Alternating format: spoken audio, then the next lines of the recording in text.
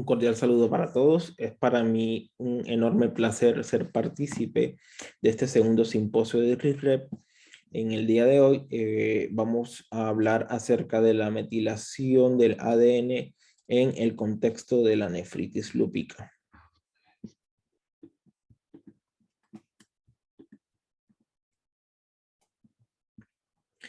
Para contextualizarnos, es importante tener presente que todas nuestras células tienen la misma información. Esta célula provino de la fusión de dos células con la mitad de la carga que al unirse generan la célula diploide. En el caso de nosotros los humanos, 46 cromosomas. Por mitosis, observen cómo se multiplica y va progresivamente originando los distintos tipos de células, aproximadamente unos 200 tipos distintos, todos con la misma información empleada de diferentes formas, que nos van a dar origen a todas las estructuras que nos constituyen.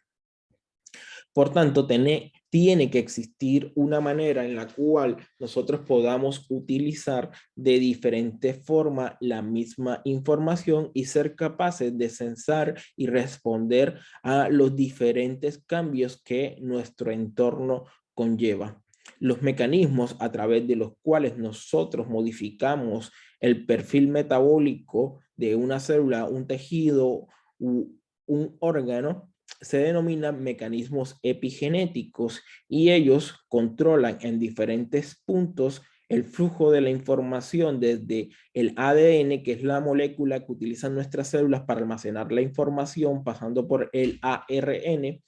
y llegando a la molécula obrera o efectora de las funciones que, empleando los demás tipos de biomoléculas, es capaz de generar las estructuras supramoleculares, tales como los organelos, que constituyen a nuestras células. En el caso de la metilación del ADN, es un mecanismo de control pretranscripcional, es decir, que regula el paso de ADN hacia ARN. La metilación consiste en la adición de grupos metilos a diferentes unidades estructurales de nuestro ADN, como lo son la citosina y la adenina. En el caso de la citosina puede ser metilada en el carbono 5 o metilada en el nitrógeno 6. En el caso de la adenina puede ser metilada en el nitrógeno 6. Esta metilación es llevada a cabo por un conjunto de proteínas que se denominan DNA metiltransferasa. La DNA metiltransferasa 1, la 3A y la 3B metilan el ADN. En el caso de la DNA metiltransferasa 2, regula la metilación de los ARN. La DNA metiltransferasa 1, que utiliza como donador de esos grupos metilos a la S-adenilmetionina, reconoce hebras de ADN que se encuentran metiladas y es capaz de metilar a su hebra complementaria. En el caso de la DNA metiltransferasas 3A y 3B, son capaces de metilar ADN que no se encuentra metilado en ninguna de esas hebras. Esto se conoce como metilación de novo. El proceso de metilación o los patrones de metilación global que encontramos en nuestras células está regulado por la metilación y desmetilación del ADN. Por tanto, este proceso molecular es un proceso reversible, permitiendo emplearse bajo ciertas condiciones, es decir, puede estar metilado en ciertos tejidos o en un mismo tejido puede estar metilado o hipometilado en unas condiciones fisiológicas distintas. Esta metilación ocurre principalmente en regiones que se caracterizan por una alta frecuencia de los nucleótidos citosina y guanina, que se conocen como islas CPG. Se definen como regiones del ADN superiores a 500 pares de bases cuyo porcentaje de esta repetición de guaninas y citocinas es superior al 55%. Y se ha encontrado que las secuencias reguladoras, conocidas como secuencias promotores, que son los lugares del ADN en donde se unen las moléculas que llevan a cabo la expresión o la represión de un gen. Cuando estas islas CPG se encuentran en las regiones promotoras hipometiladas, se hace accesible esta secuencia de ADN gracias a la interacción con moléculas capaces de modificar la arquitectura de la cromatina, haciendo que se descompacten unas estructuras o unidades que forman a nuestros cromosomas, que se denominan nucleosomas, haciéndolos más separados, relajando, abriendo espacio para que entre la maquinaria que expresa los genes, o haciéndolo compacto mediante la metilación, evitando entonces la expresión. Esta metilación o estas islas CPG pueden ser encontradas no solamente en las secuencias reguladoras, también pueden ser encontradas en el cuerpo de los genes, ya sea en regiones exónicas e intrónicas, y son importantes para la estabilización del crecimiento o elongación de los RNAs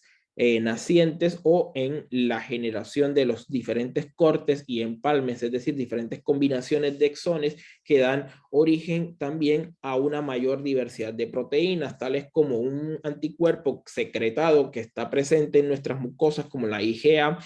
o puede ser un anticuerpo que se encuentra en la superficie de un linfocito B y actúa como un receptor de este mismo linfocito. Los patrones de metilación típicos de un gen que se expresa se caracteriza por presentar regiones promotoras hipometiladas y cuerpos génicos hipermetilados. Y de forma inversa, los genes que presentan un patrón de metilación hipermetilado en las regiones promotoras e hipometilado en el cuerpo del gen no son expresados. Esta regulación de la expresión se debe a que, al no encontrarse metiladas estas secuencias promotoras, esto permite la unión de ciertas proteínas, factores de transcripción importantes para que se produzca el ARN que va a generar la proteína. Cuando estas regiones se encuentran metiladas, estos factores de transcripción no pueden unirse al ADN, pero sí otras moléculas que presentan el dominio de unión al ADN metilado, y permite el reclutamiento de proteínas remodeladoras de la cromatina, tales como las histonas de acetilasas, que quitan los grupos acetilo, aumentando la afinidad de las histonas por el ADN y compactando, haciendo inaccesible este gen para su expresión. En otras regiones, esta metilación cumple también funciones muy importantes, tales como evitar el movimiento de elementos transponibles, es decir, secuencias de nuestros ácidos nucleicos que pueden cambiar de sitios por sí mismos. Cuando se encuentran metilados, este movimiento no va a ser posible, mientras que cuando se encuentra hipometilado va a ser posible este movimiento. Entonces, para poder caracterizar o los patrones de metilación que han sido descritos como alterados en pacientes que tienen lupus en distintos grupos étnicos y en diferentes niveles de severidad de la enfermedad, muestra diferentes patrones de metilación. Aquí observamos en esta tabla un pequeño resumen de cómo estos patrones se encuentran alterados en distintas subpoblaciones de células de nuestro sistema inmunológico. Por mencionar algunos, podemos observar cómo genes inducidos por interferones, en este caso la proteína 44 o la proteína similar a la proteína 44 inducida por interferones, se encuentra alterado en distintas subpoblaciones de nuestro sistema inmunológico. Y algunos investigadores han empleado estos patrones de metilación en dos sitios del promotor del gen de la proteína inducida por interferones 44 y lograron diferenciar a los pacientes que tenían lupus de otras patologías inmunes, tales como la artritis y el síndrome de Sjögren, y también con individuos que no tienen enfermedad, individuos como individuos controles. Observen que la sensibilidad y especificidad es bastante alta, superior al 90% en ambos sitios, con lo cual puede ser utilizado como un biomarcador diagnóstico. Pero adicionalmente, ellos también notaron que existe diferencias en cuanto al patrón de metilación de las personas que tienen daño renal de individuos que no tienen daño renal con lupus. Lupus sin daño renal. Y por tanto, permite discriminar entre pacientes con lupus sin daño renal con individuos que no tienen pacientes con lupus y nefritis. Adicionalmente, también es de resaltar que los periodos de remisión de este lupus presentan patrones de metilación distintos a cuando la enfermedad se encuentra activa y por tanto, podría también ser empleado como un biomarcador pronóstico.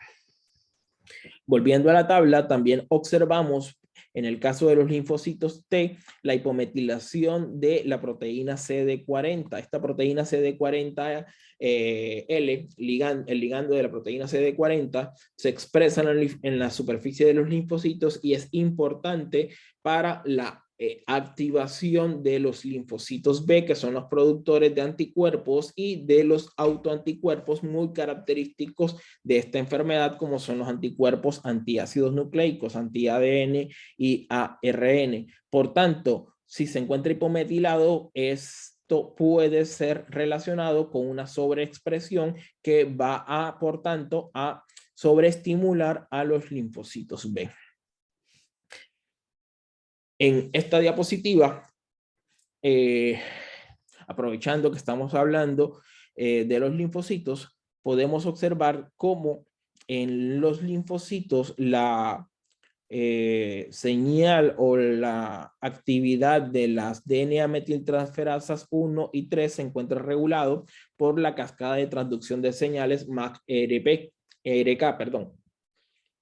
Y también podemos observar cómo distintos factores como el estrés oxidativo, la luz ultravioleta y compuestos químicos como el estradiol son capaces de bloquear la actividad de estas metiltransferasas, con lo cual se alteran estos patrones de metilación. En este caso, la diapositiva nos muestra cómo estos genes, el CD11, que es importante para la migración de estos linfocitos T de la sangre hacia los tejidos inflamados, y CD40, que es un marcador de la activación de estos, es decir, una molécula implicada en la activación de los linfocitos T. Revisando nuevamente esta tabla, podemos observar cómo estos genes, en este caso HRES1, que es un retrovirus endógeno, y LINE11, que es un elemento transponible, ambos son elementos transponibles, podemos observar que estos elementos transponibles se encuentran hipometilados, con lo cual es permisible el movimiento de estas secuencias. Esto implica la generación o producción de ácido nucleico. Estos ácidos nucleicos al interior de estas células pueden actuar como inductores de una respuesta mediada por interferones, debido a que en el citoplasma, tanto de la mayor parte de nuestras células, se encuentran sensores intracelulares como los Toll Light Receptor, los TLR, los RIC1, MDA5, que son sensores de ácidos nucleicos y que mediante su activación promueven la generación de interferones. Interferón que, como todos ustedes saben, se encuentran alterados, elevados en los pacientes con lupus y con nefritis lúpica. Los picos son mucho más altos. Esta diapositiva está mostrándoles cómo este receptor, este linfocito B, no tiene aquí el receptor de superficie de la célula B, BCR. Aquí estamos observando lo que les estaba comentando, el sensor intracelular de este ácido nucleico, que puede ser HRSE, ese retrovirus endógeno, o el elemento transponible Lyme, induciendo la traslocación de la activación y traslocación de factores de transcripción que promueven la diferenciación de estos linfocitos B a plasmocitos, generando anticuerpos, autoanticuerpos, como los anticuerpos anti-DNA, mediadores inflamatorios muy importantes en el lupus y la nefritis lúpica. Aquí observamos un neutrófilo, estamos observando la generación de una trampa extracelular de neutrófilos que básicamente son hilos de DNA con histonas que se encuentran mezcladas con proteínas de los neutrófilos, con elastasa, por ejemplo. Y noten también cómo hay una activación o producción de radicales libres, especies reactivas de oxígeno, en este caso está mostrándolo. Aquí podemos observar cómo no solo la activación de los neutrófilos puede ser mediada por los autoanticuerpos, sino que también es importante resaltar que la resolución o el control de esta respuesta inflamatoria es mediada por diferentes moléculas, tales como la DNasa A, presente en nuestros fluidos sanguíneos. Esta DNasa participa en la degradación. Sin embargo, la presencia de anticuerpos anti-DNA o anti-RNA bloquean la actividad de esta DNasa, por lo tanto, se hace defectuosa el aclaramiento de esta trampa extracelular y por lo tanto pueden actuar como antígenos para la generación de más autoanticuerpos anti-DNA o RNA o antihistona, antidistintos componentes del núcleo. Bien, entonces tenemos que normalmente en los individuos tenemos que la generación de una respuesta inmunológica genera la activación y migración a los distintos órganos que conlleva o puede conducir a daños en los mismos, pero que sin embargo es capaz de autorregularse una vez que el estímulo cesa y por tanto se restablece la función del órgano. En pacientes, en algunos individuos, esta mediado por un patrón anormal de la metilación, como acabamos de ver en CD40 o por las secuencias Lyme, etcétera, tenemos que no ocurre un control de esta respuesta, por lo tanto el daño se hace prolongado y tenemos alteraciones en el funcionamiento de los riñones. Sin embargo, es importante destacar que no solamente nuestras células inmunes son productoras de interferones. Nuestras células presentes en los riñones, por ejemplo, son células que presentan los receptores de los patrones moleculares asociados a patógenos, son capaces de generar interferones y por lo tanto ser también partícipes de esa respuesta inmunológica. Aquí estamos observando cómo, por ejemplo, los podocitos son capaces de generar o de generar y responder a estos interferones, con lo cual se alteran diferentes procesos biológicos que pueden conllevar al desprendimiento o muerte de estos podocitos. Asimismo, puede ocurrir con las células mesangiales, aumentando, por tanto, su proliferación, es decir,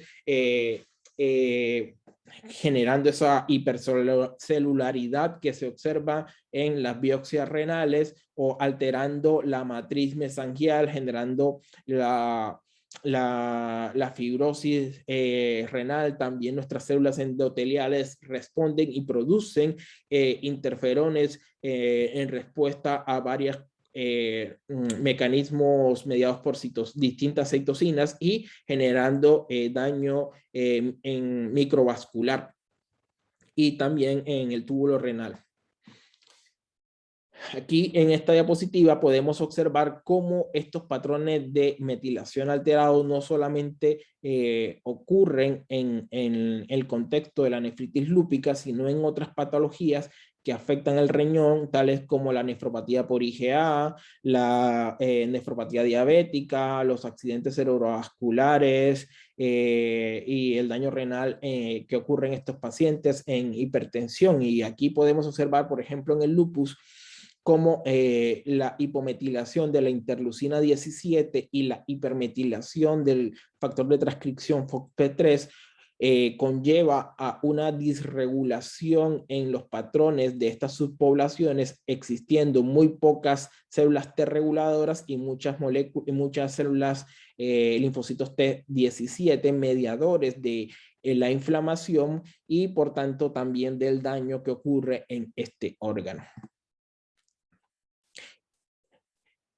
Siendo tan relevante la metilación, se están evaluando distintas moléculas que tienen como blanco distintos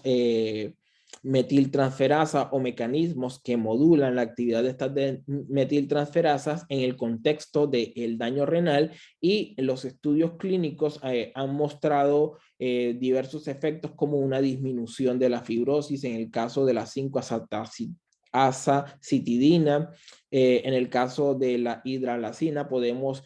observar una menor fibrosis, un aumento de la función renal, un aumento en la demetilación del ADN, etc.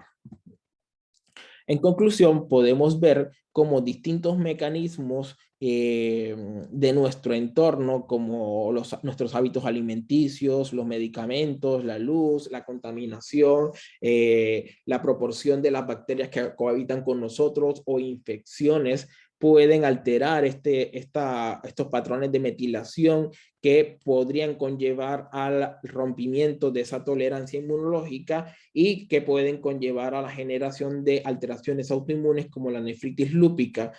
Nosotros, basados en este conocimiento, podemos emplearlos como biomarcadores en el diagnóstico y mejor caracterización de nuestros pacientes y de su respuesta a los medicamentos, y sino también como en la generación de estos mismos medicamentos, como acabamos de ver, estos epidrogas, que modulando esta metilación pueden restablecer ese balance en la respuesta inmunológica y por lo tanto controlando y cambiando la historia natural de nuestra enfermedad. ¿Alguna pregunta?